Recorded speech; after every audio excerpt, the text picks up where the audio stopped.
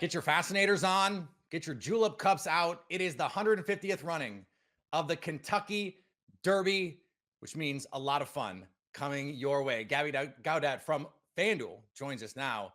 And Gabby, this is a really fun time if you are an experienced bettor, if you're an entry level bettor, if you're just trying to figure out what's going on with the Kentucky Derby, you just want to have some fun and maybe have a whiskey cocktail. Another great opportunity.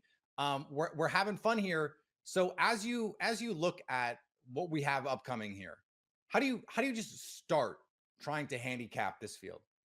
It's it's a doozy for sure. I mean, I look at horse races throughout the year multiple times a day, obviously. And the Derby is unlike any other race in the world because there's 20 horses in the starting gate. Mm.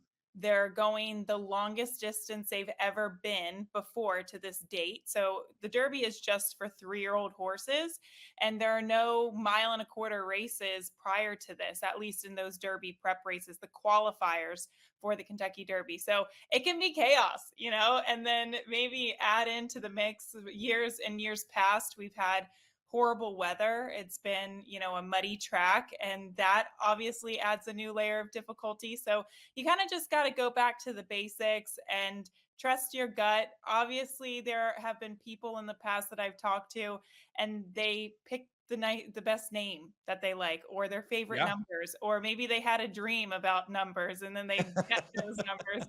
And look, that's probably just as lucrative as me spending 5 hours handicapping the race, because at the end of the day it is a lot about luck, but hopefully we have an informed decision at the end of the day. Yeah, I mean, when you look at the field, this is like a particularly strong field name. Like I feel like the Anna Marie, Teo Password, Track Phantom, like there's some good names in this Right. race. If you want to pick some horses based on actual pedigree and who has the most likely odds to win, we do have a favorite. Sierra Leone is the favorite in this one, but where are you looking here? I actually like fierceness, so I was Yeah, going. sorry, 5-1. Fierceness is the favorite at 5-1. You're right. Yeah, Fierceness and Sierra Leone, they're going to be your two favorites in the race. And for me, it's one of those years. Sometimes in years past, I look at the race and I'm like, oh, we could try to get around these favorites. But these two favorites, from a talent standpoint, they just are faster than the rest of the field. Fierceness is the fastest horse in the field. He is just a little inconsistent. He's lost twice in his career, and in those two losses, he didn't get out of the starting gate, and you have to get out of the starting gate in the Kentucky Derby. Otherwise, you just have no shot.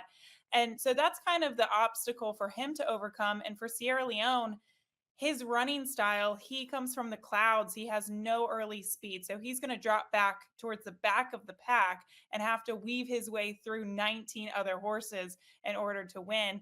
And with his post position, he's post position too. So down on the inside, it's not going to make it easy for him. So both of these favorites, they have things to overcome. It's not as cut and dry as, okay, he's the fastest horse, he's going to win. You still need a lot of luck to go in your way. So that's why I'm going with fierceness, because he's just going to, I think, be able to stay out of trouble because of his speed. He's going to be, forward running, and he gets Hall of Famer Johnny Velasquez, who's won this race a couple times before in the past.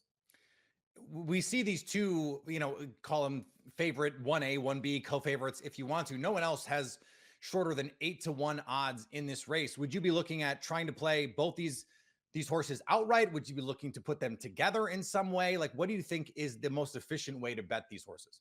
So every derby, I set aside some money and I play a superfecta. So a superfecta is to pick the top four horses in the Hmm. correct order. Now, you don't just have to use four horses, you can use unlimited horses. Obviously, that's going to increase your wager, but I will probably use fierceness on top, in the win column, and then I'm going to get creative underneath it. And if I can maybe beat Sierra Leone, although he is a very nice horse, I think he's going to have traffic troubles. So I'm going to get kind of wild with the other horses in the superfecta. I really like Stronghold in there.